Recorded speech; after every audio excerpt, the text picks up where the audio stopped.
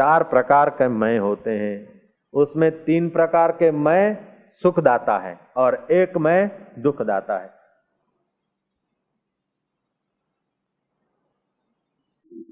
एक मैं वाले लोगों की संख्या बहुत है। 1 मैं वाले करीब 3.5 अरब पृथ्वी पर हैं, 3.25 अरब होंगे, बाकी के 25-50 हजार लाख 3 प्रकार में आ जाते हैं। एक प्रकार का जर्नल मैं है, 5.5 फुट का शरीर, इसको जो मैं मानते हैं उसको अशुद्ध मैं माना जाता है। फिर बोलते हैं मैं भगवान का दास हूं, भगवान सर्वव्यापक सर्वशक्ति माने मैं उसी का बच्चा हूं, ये भी कल्याणदायी है। उससे बढ़िया सुंदर मैं है कि मैं आत्मा हूं, ये तीसरी प्रकार का है। चौथी प्रकार का मैं परब्रह्म हूं, आत्मा और परमात्मा दोनों एक, सर्वव्यापक जो चैतन्य वो मैं हूं। ऐसा जिस ज्ञानी को अनुभव हो गया, अब वो किससे ममता करेगा? जिसको सर्वव्यापकता का ज्ञान हो गया उसकी अहंता और ममता छूट जाती है। उसी की महिमा गाते हुए श्री कृष्ण कहते हैं अद्वेष्टा, द्वेष रहित। तुम पूरे शरीर में कहीं से द्वेष करोगे? पैर से लेकर शिखा तक कौन से हिस्से से तुम द्वेष करोगे? नहीं, तुम राग करोगे। लेकिन ज्ञानी प्रेम करता है, ज्ञानी प्रेम करता है। प्रेम करता भी नहीं है, यदि प्रेम करता है तो भी गड़बड़ है। प्रेम हो जाता है। क्यों हो जाता है? कि साधन काल में उनका प्रेम करना, भूत मात्र को, प्राणी मात्र को अपना आत्मा समझना अथवा भगवान की संतान समझना, ये उनको जन्म के संस्कार हैं, तभी वो ज्ञान को उपलब्ध हुए। तो उनका स्वभाव है, प्रेम करना उनका स्वभाव है, मैत्री करना उनका स्वभाव है, करुणा होना उसका स्वभाव है। जैसे बर्फ का स्वभाव है शीतलता, अग्नि का स्वभाव है उष्ण, ऐसे ही ज्ञानी का स्वभाव हो जाता है, उसको कुछ करना नहीं पड़ता। और अज्ञानी और ज्ञानी के दृष्टि के संवाद को ही शास्त्र बोलते हैं। ज्ञानी का स्वभाव और अज्ञानी का स्वभाव दोनों का बयान, फिर जो अच्छा है वो तुम्हारा स्वभाव उसी में बदलो। साधना क्या है? आपका स्वभाव बदलना ही तो साधना है। देह को जो मैं मान रहे हैं वो धीरे धीरे धीरे धीरे अपने स्वरूप को मैं मानने लग जाओ, ये स्वभाव बदलना है। स्वामी रामतीर्थ सरदार पूरण सिंह के साथ सोए थे टेहरी में, हिमालय में एक कुटीर बनाकर रहते थे। रात्रि का समय था, अंधेरी रात, चारों तरफ सन्नाटा।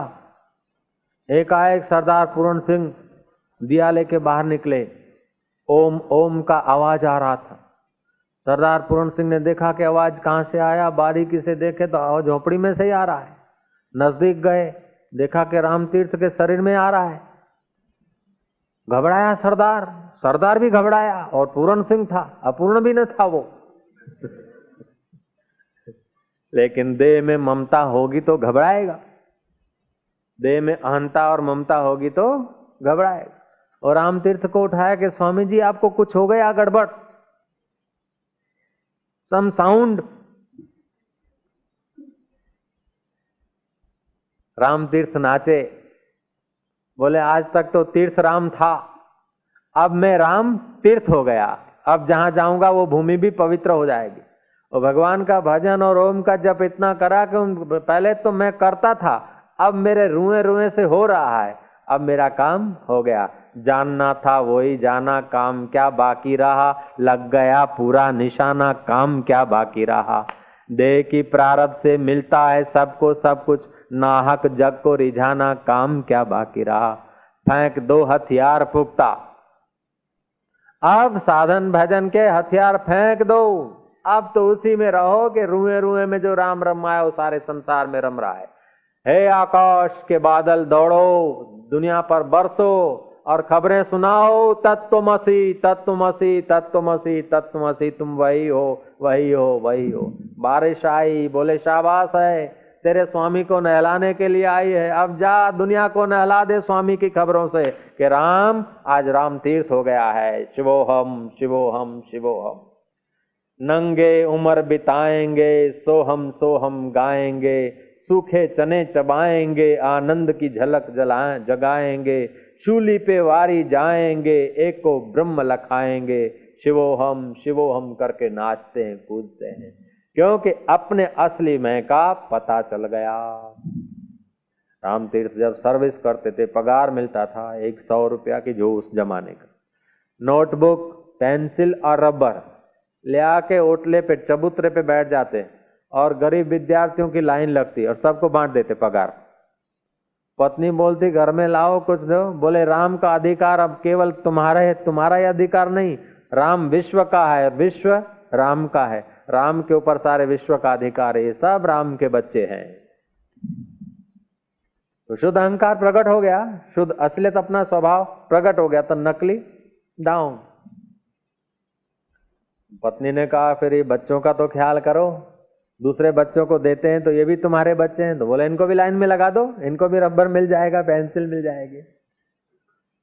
ममता चली गई, अहंकार चला गया, शरीर मैं हूं ये अहंकार चला गया, तो शरीर के कुटुंबी मेरे हैं ये अहंकार भी चला गया। ओम ओम ओम। इसी बात को अखा भगत अपनी भाषा में कहते हैं, राम रतन का पारखू धरती का सा स्वभाव। जिसने राम रतन को जान लिया, अपने चैतन्य को जान लिया, उसका धरती जैसा स्वभाव होता है। धरती को कोई खोदता है तो भी चुप है, कोई इमारत बनाता है तो चुप है, कोई पूजन करता है तो भी चुप है, वो धरती अपने स्वभाव में। ऐसे ही जिसने अपने आप को जान लिया वो अपने स्वभाव में है। अल्प में अवलंब का वैराग होवे चाह। अल्प में छोटे से अपने आप के घर में उसकी इतनी प्रति है कि सारा जगत में से उसका राग चला गया। ज्ञानी का आकृति में राग नहीं होता, आकृति और वृत्ति, वृत्ति और कृति, ये सब अंतःकरण के धर्म है, प्रकृति के धर्म है। ज्ञानी इन सब से न्यारा होता है, उसलिए सबका प्यारा। सबका प्यारा ज्ञानी का शरीर न हो सकते, सबका प्यारा ज्ञानी का विचार न हो सके, लेकिन ज्ञानी अपने आप को ब्रह्म मानता है, तो ब्रह्म को तो सब चाहता है, आनंद को सब चाहता है। सेठ भी आनंद चाहता है, नौकर भी आनंद चाहता है, चिड़िया भी आनंद चाहता है, बाज भी आनंद चाहता है, सिंह भी आनंद चाहता है, सिंहण भी आनंद चाहती, सब आनंद चाहता है। तो आनंद ही ब्रह्म है। परमात्मा का स्वभाव क्या है कि आनंद स्वभाव। वो अपने शुद्ध आनंद में जाग जाता है ज्ञान। कब जागेगा साधक, कब जागेगा कि अद्वेष होगा। जब छोटी छोटी बात में द्वेष होएगा तो शक्तिहीन हो जाएगा। तुम आराम से सोए हो और शत्रु का चिंतन हुआ, रात को उठे, नींद खराब हो गई, अब तुम कुछ कर तो नहीं सकते, लेकिन द्वेष के विचारों ने तुमको दुखी कर दिया। एकाएक चौंके, याद आ गई मित्र की, अब तो मित्र से मिल नहीं सकते, लेकिन मित्र की याद में रोए। जयराम। तो उसकी या मित्र भी रुलाता है, शत्रु भी रुलाता है। तुम्हारा चैन मित्र और शत्रु दोनों, अनुकूलता भी रुलाती है और प्रतिकूलता भी रुलाती है। तो जगत का सुख दुख तो दुख है, लेकिन जिसको सुख मानते हो वो भी दुख देता है। तो ज्ञानी समझता कि सुख और दुख ये वृत्तियां पैदा करता है, सुख दुख की इच्छा छोड़कर सहज में रहता है। हम राजी हैं उसमें जिसमें तेरी रजा है, न आरजू है न जुस्तजू है। तीर्थ नाए एक फल, तीर्थ में स्नान करो, धर्म की प्राप्ति होती है, एक फल होता है। संत मिले फल चार, संत का सानिध्य करो तो 4 द्वार खुल जाते, धर्म अर्थ काम और मोक्ष। और जब संत के द्वारा सत्संग मिल जाता और संत सत्यत्व को उपलब्ध हैं, ऐसे संत मिल जाते सदगुरु रूप में, तो अनंत फल मिलता है, जिस फल का अंत न हो। तो अंत किसका नहीं होता है? देह का अंत होता है, धन का अंत होता है, सत्ता का अंत होता है, मित्र का अंत होता है, शत्रु का अंत होता है, प्रमोशन की खुशी का भी अंत होता है, सबका अंत होता है। गाड़ी का भी अंत होता है, गाड़े का भी अंत होता है, गाड़ी में बैठने वाले का भी अंत होता है, लेकिन ब्रह्म का अंत नहीं है, सत्य का अंत नहीं है। इसलिए सत्य का दर्शन हो जाता है तो अनंत फल होता है। तीर्थ नाए एक फल, संत मिले फल फोर। फल फोर। तीर्थ नाय एक फल, संत मिले फल चार, सदगुरु मिले अनंत फल, अनलिमिटेड अनंत फल, कहत कबीर विचार। जप करने से पवित्रता आती है, रजतमो गुण नाश होता है, सत्व गुण बढ़ता है, बहुत पुण्य होता है। जप करने की अपनी विधि होती है। जप करने से ऐसा नहीं कि वो कोई मंत्र, तुमने मंत्र किया और कुछ बरसात हो जाएगी रुपयों की, तुमने मंत्र किया और अनुकूलता की बारिश हो जाएगी, कुछ जादू हो जाएगा, तुम मंत्र नहीं करोगे तो कुछ गड़बड़ हो जाएगा। नहीं, मंत्र करने वाला व्यक्ति के चित्त में वो अंतर्यामी प्रेरणा, ऐसी प्रेरणा देता है, मंत्र जप करने वाले व्यक्ति को सुख प्राप्त हो उस प्रकार की प्रेरणा देता है। और जो जैसा तैसा आता है वो खाता है, आता है वो करता है, उसको ऐसी प्रेरणा देता है कि दुख के खड्डे में पड़ता। मंत्र जपने से अंदर से सदप्रेरणा मिलती है, प्रवृत्ति करने में थोड़ी मेहनत से ज्यादा लाभ हो जाता है। और जप तप नहीं करने से अंतर्यामी की प्रेरणा ठीक से हम नहीं पा सकते। शास्त्र में लिखा है कि पुण्य कर्म तुम्हारा हाथ पकड़ के नरक में नहीं ले, स्वर्ग में नहीं ले जाता, और पाप तुम्हारा पैर पकड़ के नरक में नहीं ले जाता, लेकिन पुण्य तुम्हारा बढ़ता है तो अंदर से प्रेरणा ऐसी देता कि तुम अच्छे रास्ते पर और आगे जाते हैं, और पाप बढ़ता है तो प्रेरणा ऐसी देता कि मैंने पीना सीख लिया तो जेब काटना भी सीख लिया तो जेल में जाना भी सीखोगे। श्री राम। तो शुभ कर्म दिखता छोटा है, लेकिन उसका कड़ी बहुत विराट से जुड़ी है। अशुभ कर्म भी दिखता है प्रारंभ में छोटा, जरा सा सिगरेट पी ली क्या फर्क पड़ता है भैया, एक बीड़ी पीने से 6 मिनट उम्र डाउन हो जाती, तमोगुण होता है इसमें। विश्व की विख्यात डॉक्टरों को पढ़ाने वाले कॉलेज ने कहा, एक बीड़ी पीने से 6 मिनट उम्र नाश होती है। एक माला, समर्थ रामदास ने कहा, एक माला जप करने से शरीर में जो वाइब्रेशन क्रिएट होते, एक माला जप करने से वो वाइब्रेशन नाश हो जाते। समर्थ रामदास दक्षिण भारत में घूमते घामते कहीं चतुर्मास कर रहे थे, और रामायण की कथा सुनाए जा रहे थे भक्तों की भीड़, और रामदास कथा कर रहे हैं रामायण की। जितना पवित्र व्यक्ति भगवान की चर्चा करता है उतना उस चर्चा में ज्यादा आनंद आता है। लोग सुनने को इकट्ठे हुए, जी महाराज, हाँ महाराज करते हुए लोग सुने जा रहे हैं। रामायण की कथा करने वाले वक्ताओं को पता है, श्रोताओं को भी थोड़ा पता है कि जब रामायण करा जाता है तो फिर जजमान अथवा श्रोता की जगह एक खाली रखनी पड़ती है, और हनुमान जी को खास श्रोता बनाया जाता है। तो सूक्ष्म रूप से आकर हनुमान जी भी श्रवण पान करते हैं, यदि कोई वक्ता पवित्र सात्विक हो तो हनुमान जी भी आगे कथा सुनने को। समर्थ रामदास कथा किए जा रहे। जब कथा का प्रसंग आया कि अशोक वाटिका में हनुमान जी गए, अशोक वाटिका में फूल खिले थे, बड़े सुंदर सफेद सफेद फूल खिले थे। अशोक वाटिका में इतना सौंदर्य था, इतना फूल थे, इतना ऐसा था, बाग बगीचा था, फल से लदे हुए पेड़ थे। इतना सब कुछ होते हुए भी दुष्ट रावण की वृत्तियां दुष्ट थी तो सब उजाड़ करा दिया।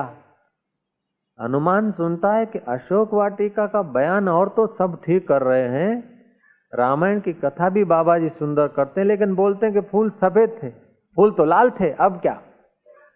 ये महाराज गलती कर रहे। हनुमान जी प्रकट हो गए, संकल्प करके, शुद्ध आत्मा संकल्प करके प्रकट हो सकते हैं, असंकल्प से अदृश्य भी हो जाते हैं। प्राणमय बॉडी होता है, सूक्ष्म बॉडी, प्राणमय बॉडी। हनुमान ने कहा कि महाराज आप गलती कर रहे हैं, अशोक वाटिका में फूल लाल थे। समर्थ बोलते तेरे को क्या पता सफेद थे? बोले महाराज मेरी तो बात है, मैंने ही तो देखे थे, मेरे को कैसे पता नहीं? समर्थ ने कहा तेरे को पता नहीं बाबा, फूल सफेद थे, लोगों को कहा सफेद थे, तुम लाल मत मानना।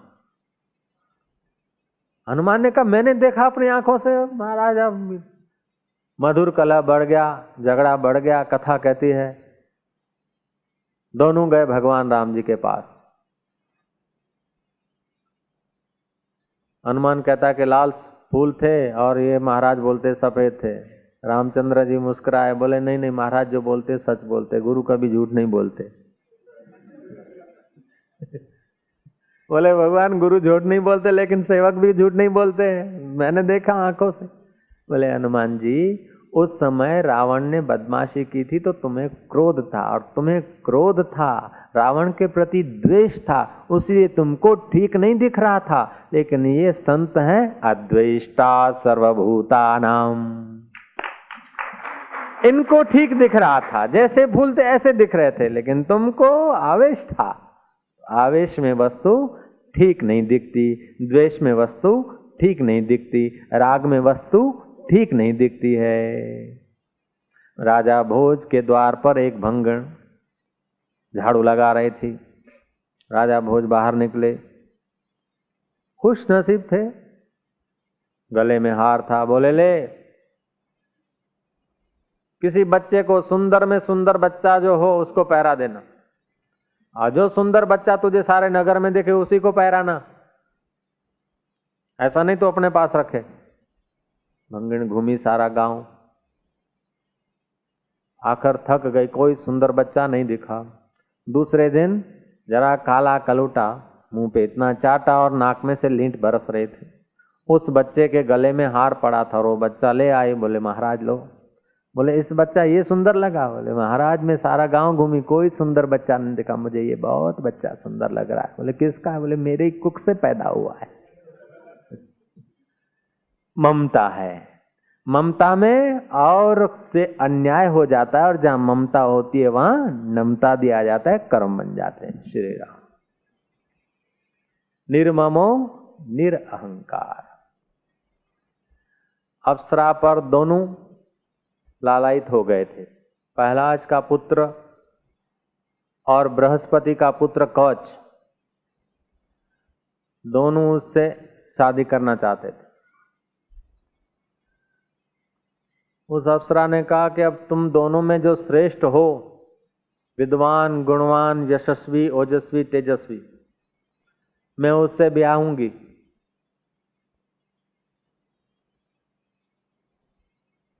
प्रहलाद के पुत्र ने कहा कि चलो फिर। बृहस्पति के पुत्र ने कहा चलो तुम। तो प्रहलाद के पुत्र को पता था कि राजा हमारा बाप है, सारे दैत्य कुल का सम्राट है, हम कुछ श्रेष्ठ हैं, विरोचन कुल में पैदा हुए हैं, बलि ने इतना दान किया, उसको अपना गर्व था। बृहस्पति के पुत्र को अपना गर्व था कि देवों का राजा इंद्र, उसका गुरु बृहस्पति, उसका मैं पुत्र हूं कवच, और कवच में अपनी योग्यता थी। बोले न्याय किससे कराएंगे? बोले प्रहलाद से ही कराओ। बोले उस महिला ने कहा, अप्सरा ने, कि जो अच्छा होगा उससे तो वरूंगी, और जो हार गया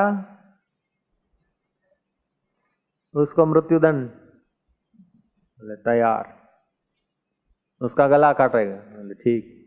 गए प्रहलाद के पास, कवच भी गया और प्रहलाद का पुत्र भी गया। प्रहलाद के पुत्र ने कहा कि पिताजी हम दोनों में, बल में, विद्या में, बुद्धि में, यश में, गुण में, खानदान में कौन श्रेष्ठ है? प्रहलाद ने कहा कि अब तुम दोनों में श्रेष्ठ तो कवच है, बृहस्पति का पुत्र है, तू मेरा पुत्र है, वो बृहस्पति का पुत्र है, शादी उसकी होगी।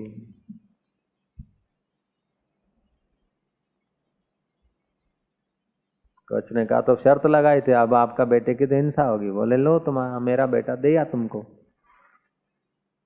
कवच बोलता है जिसका पिता इतना न्यायकारी हो सकता है,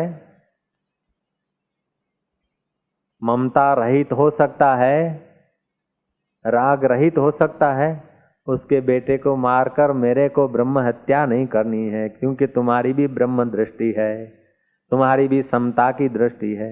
मैं तुमको प्रणाम करता हूं, दैत्य कुल में होते हुए भी तुम देवताओं से भी पूजनीय हो। ऐसा ऐसा न्याय करके गए इस पृथ्वी पर लोग। बात समझ में आ गई? अद्वेष था, मैत्री थी, करुणा थी, निर्ममता भी थी।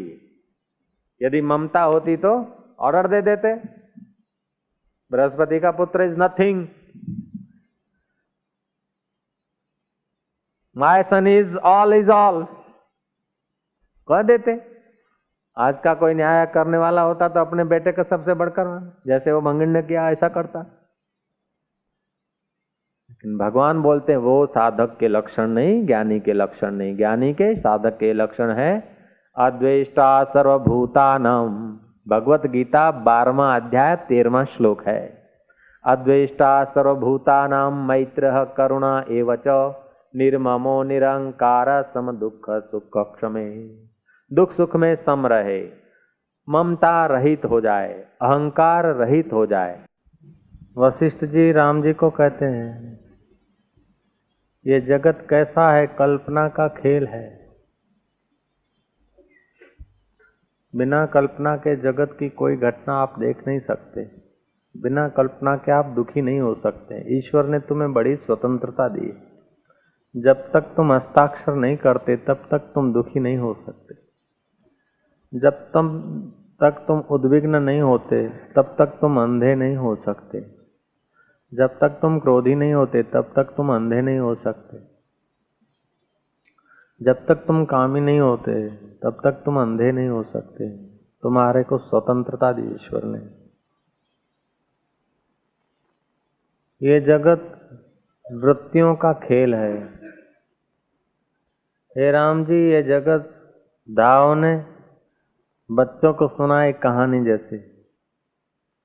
एक शून्य नगर था, ध्यान देना, एक शून्य, कोई बसता नहीं था। उस शून्य नगर का राजा महाप्रतापी था, जिसने जन्म नहीं लिया था। उसको 3 बच्चे थे।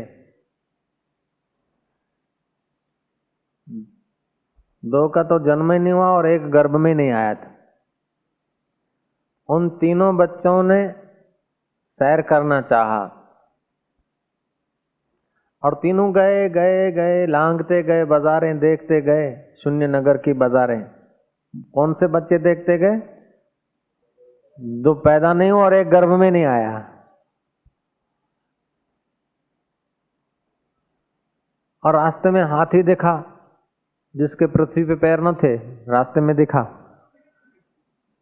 ध्यान देना, बच्चों को सुनाई जा रही है। एक था राजा, फिर ऐसा था, ऐसा माया धाव नहीं सुनाती जाती है, ऐसा बड़बड़ाती जाती है, कहानी बनाती जाती है। तो बच्चों को सत्य हो वास्ती है। यदि थोड़ा विवेक का आसरा ले तो समझ जाते हैं कि ये तो खाली हमको फुसला रही। ऐसे ही तुम थोड़ा विवेक का आसरा लेते हो तो ये प्रकृति रूपी धाव तुमको फुसलाती रहती है, तुम्हें पता चल जाए। हाँ कह दो ना। जगत की कहानी ऐसी है। अञा अर्ट मां नंढड़ी आहियां, नेठ त मां वॾड़ी थींदसि, माइट मुंहिंजो मङणो कराईंदा जवान जॾहिं मां थींदसि। पोइ शहनायूं ईंदियूं, पोइ घोट ईंदो, मां वना में वेहंदसि। पोइ फेरा पाईंदसि, घोट जे घर वेंदसि। पोइ मां ॿार ॼणींदसि, उन्हनि जो नालो बीजल रखंदसि। बीजल रांदि में रूंधल हूंदा, मां उन्हनि खे सॾड़ा कंदसि, रड़ियूं जोर सां कंदसि, बीजल बीजल बीजल। वो घर के लोग जग गए। श्री राम। जगत की कहानी ऐसी है, बस कल्पना के सिवा जगत दिखेगा नहीं। मकान मन में है, मन में आकृतियां है, आकृतियों को वृत्तियां है मन में, वृत्तियों को आकृति में लाया, मकान बड़ा बन गया और हम छोटे बन गए। लेकिन इतना लंबा चौड़ा मकान बनाने की वृत्तियां तो तुम्हारे अंदर थी ना, और वृत्तियां पैदा करने वाले तुम थे। तो वृत्तियों से भी बढ़कर तुम हो। उन वृत्तियों ने आकृतियां बनाई। अब आकृति बड़ी हो गई और तुम अपने को छोटे मान रहे। देख लो जगत का हाल।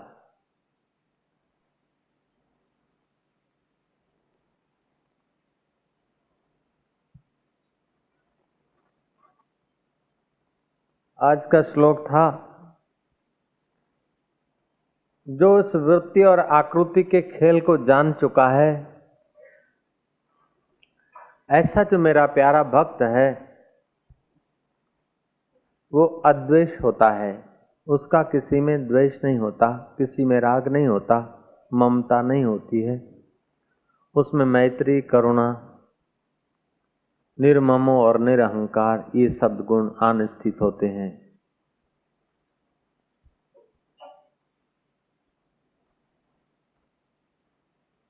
जीवन इतना बारीक है, उसको जरा सा देखो तो सारी कल्पनाओं के महल स्थगित हो जाते हैं। जो मित्र थे शत्रु हो जाते, जो अपने थे वे पराये हो जाते, जो पराये हैं वे अपने पने के आश्वासन देते हैं, लेकिन देखो तो केवल कल्पना के सिवा और कुछ नहीं। रात को सो जाओ तो कुछ नहीं, आपका विचार दूसरी जगह चला जाए तो कुछ नहीं। विचारों का पुंज मन है, और मन जब इंद्रियों के द्वारा क्रिया करता है और क्रिया का जब क्रियाकलाप दिखता है तो उससे प्रभावित होकर अपने को छोटा मानता है, उनको बड़ा मानता है। लेकिन तुम बहुत बड़े हो, तुम्हारे मन से भी तुम बड़े हो। मन आभास भाष्य नहीं है, मन दृश्य भाष्य नहीं है, आभास्य भाष्य भी नहीं है। बात जरा सूक्ष्म चलती है। मन साक्षी भाष्य है। मकान मन को नहीं देख सकता है, तुम्हारी हर मिलकत मन को नहीं देख सकती है। आभास भी मन को नहीं देख सकता है, मन को देखता है जब मैं देखता हूं। मन को मैं देखता हूं, तू नहीं देख सकता। जब मेरे मन का देखना है तो मैं ही देख सकता हूं। तो जो दिखता है वो छोटा होता है और जो देखता है वो बड़ा होता है। देखने वाला बड़ा होता है। कविता कवि से छोटी होती है, चित्र चित्रे से छोटा होता है, सुपारी दुकानदार से छोटी होती है। उठा के रख दी 2 बोरी सुपारी के, ऑर्डर दे दिया, दो 10 बोरी सुपारी दो, और 10 बोरी का थप्पा लंबा दिखता है और ऑर्डर करने वाला छोटा दिखता है। लेकिन फिर भी ऑर्डर करने वाला शरीर नहीं, ऑर्डर करने वाली एक वृत्ति है। तो वृत्ति जिससे उठी वो और बड़ा है, ठीक है ना। तो वृत्ति का दृष्टा वृत्तियों से बड़ा है। वृत्ति आकृति में आती तो आकृति बड़ी हो जाती है, और वृत्ति जहां से निकलती है वो आदमी छोटा दिखता है, वृत्तियां छोटी दिखती है। लेकिन जिसको दिख रही है, बड़ा थप्पा भी दिख रहा है, शरीर भी दिख रहा है, वृत्ति भी दिख रही है, वो सबसे बड़ा ज्ञान स्वरूप है। उस ज्ञान स्वरूप में स्थिति नहीं होती है तो जगत एक धाव की कहानी के मुताबिक अपने अंतःकरण में ठोस हो जाता है। मैंने बताया था ना कि 100 बार आप चिंतन करो कि आदमी बहुत बुरा है, क्या पता क्या कर डाले, क्या पता कैसा है, तो उसके प्रति आपका द्वेष होने लगेगा। 100 बार विचार करो ये आदमी बहुत सज्जन है, अच्छा है, तो आपका राग होने लगेगा। लेकिन बुद्ध पुरुष जो है वो राग भी नहीं करता, द्वेष भी नहीं करता, क्योंकि वो वृत्तियां करता नहीं, वृत्तियों को देखता है।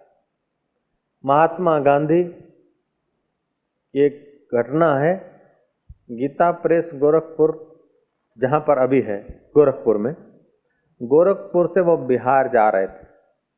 रास्ते में ट्रेन में बैठे थे, समाचार पत्र पढ़ रहे थे गांधी। एक आदमी ने थोड़ा सा खुराक खांसा और गल्फा निकाल के, कफ निकाल के थूक दिया रेल के फर्श पर। गांधी जी ने अखबार रख दिया, उसमें से थोड़ा टुकड़ा फाड़ के उसकी थूक उठा के गाड़ी से बाहर फेंक दी। उस आदमी को गुस्सा चढ़ा के, कैसा अजीब आदमी। अब उसकी वृत्ति अपनी है, गांधी की वृत्ति अपनी। उसने दोबारा थूका, गांधी जी ने दोबारा अखबार का टुकड़ा फाड़ा, उसने तिबारा थूका, तिबारा उठाया, चौबारा फूका, 5 बार वो थूकता गया और गांधी उठाते गए। इतने में बिहार आ गया। फूल हार लेकर लोग गांधी जी की जय हो। अब देखा कह रहे ऐसे महात्मा गांधी, इसी को बोलते हैं जरा सा पतला डुबला बूढ़े को। तो मेरे को अब बहुत दुख होता है कि आपको कष्ट दिया। बोले दुख होता है तो अब तुम नहीं करना, दूसरा जब करे तो तुम भी अखबार के टुकड़े लेके सफाई करने लग जाना।